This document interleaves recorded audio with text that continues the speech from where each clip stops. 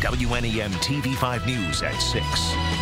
Autism or autism spectrum disorder is a range of conditions characterized by challenges with social skills, repetitive behaviors, and speech, and it continues to affect more and more children each day. Today, it's estimated 1 in 68 children are diagnosed with autism, and boys are 4 times more likely to be diagnosed than girls. It's the fastest growing developmental disorder today, and yet remains one of the most underfunded. There is hope, and early intervention is key.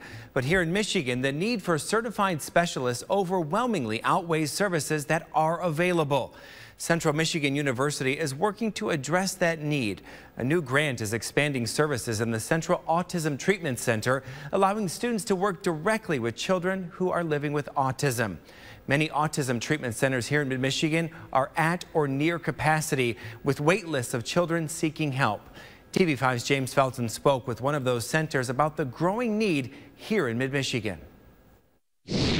Michigan, like probably several other states, is sort of experiencing a shortage of people who are qualified to work with individuals who have autism. Jan Lappman is executive director of the Arc of Midland. The organization works with people who have autism. She says there needs to be more resources available to help those with autism. It can make the difference between a kiddo being able to grow up and find a job in the community that they can keep and maintain, and being able to, live in their own home and have positive relationships. Lieutenant Governor Brian Calley says the state needs between 1,500 to 2,000 certified service providers.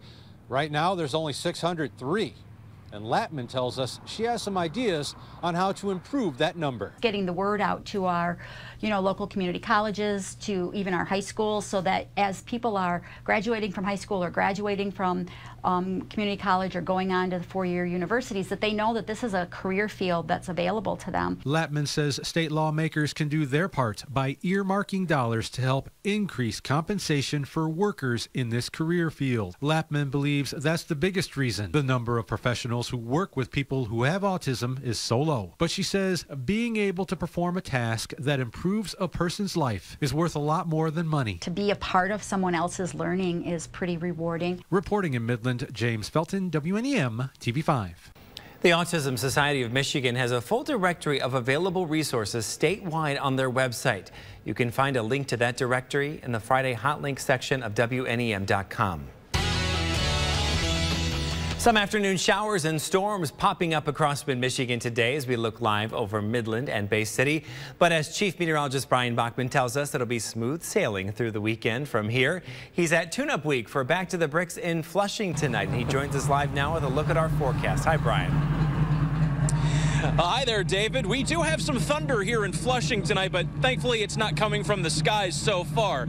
We have a generally blue sky here. A couple of slightly darker clouds are starting to roll their way in. We're keeping a close eye on them, but the thunder we're really hearing in Flushing tonight coming from all the hot rods that keep coming into and out of the park area here tonight. We're actually just outside of the Flushing A drive-in here in Flushing. All the cars are actually coming over from Swartz Creek, where the party began earlier this evening.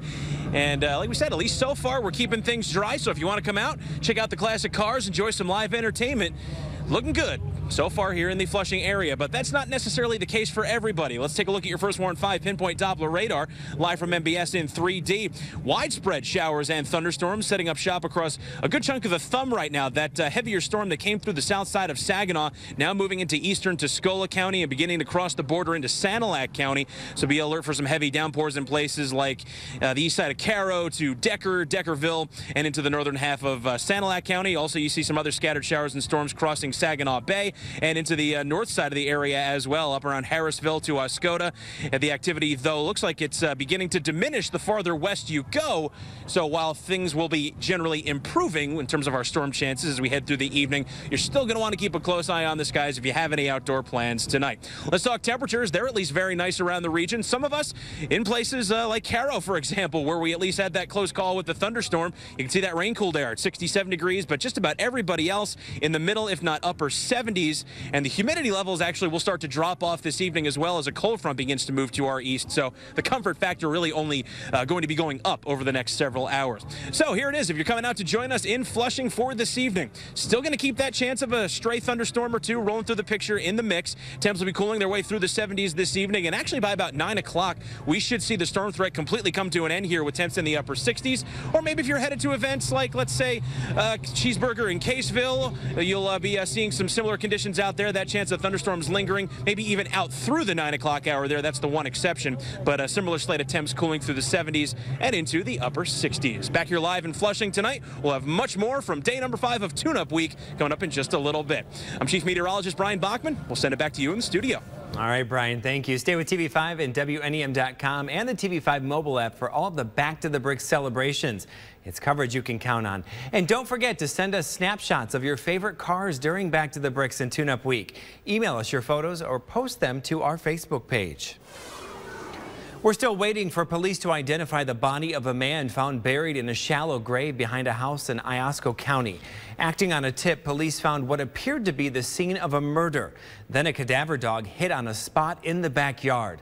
The body was unearthed late yesterday afternoon. It's believed to be that of a missing 72-year-old man, but police are still working to confirm that. A 20-year-old Pontiac man is in custody, but we don't know his identity. Special honors for the officer injured in the terror attack at Bishop International Airport. Today, Lieutenant Jeff Neville was named an ambassador for Hurley Trauma Center's annual golf outing on September 11th. During the announcement, Neville shared more of his story and praised Hurley and first responders for saving his life. It couldn't have went any smoother than it did.